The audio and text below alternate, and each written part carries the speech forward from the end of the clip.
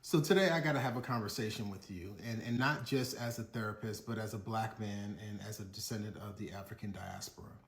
What happened yesterday at the United Nations, I believe, has real mental health implications for our community. And I'm not going to let it pass without really talking about it, without naming it clinically, historically, and honestly. And so I need you to stay with me for a few minutes.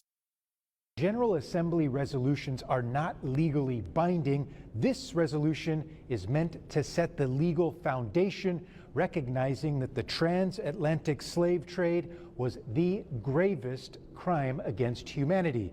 It also calls for reparations. Now, this resolution passed overwhelmingly with the support of over 120 countries. It was an initiative of Ghana. History, as we know, is rarely simple. It is layered, it is complex, and at times uncomfortable. This resolution does not deny that complexity. It does not ignore the many dimensions of historical experience. Rather, it recognizes that even within complexity, there are moments in history that stand apart, moments defined by their scale, their systemization, and their impact on humanity. To acknowledge this is not to diminish any other history. It is to deepen our collective moral awareness. While the resolution passed overwhelmingly, more than 50 countries abstained, most notably France. Nous regrettons aussi We regret that this resolution seems to establish a hierarchy amongst crimes against humanity.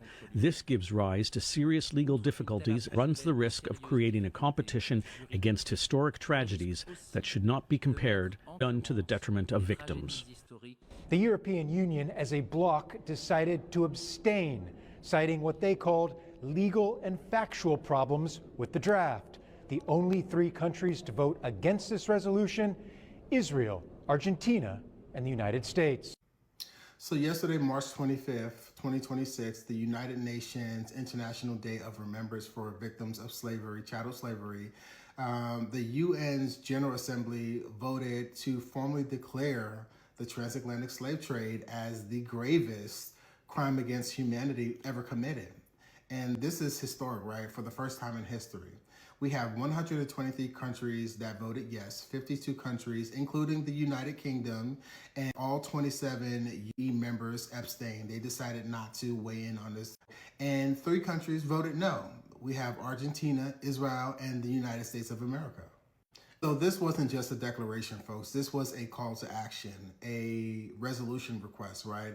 The resolution calls for a few things: a formal conversation about reparatory justice,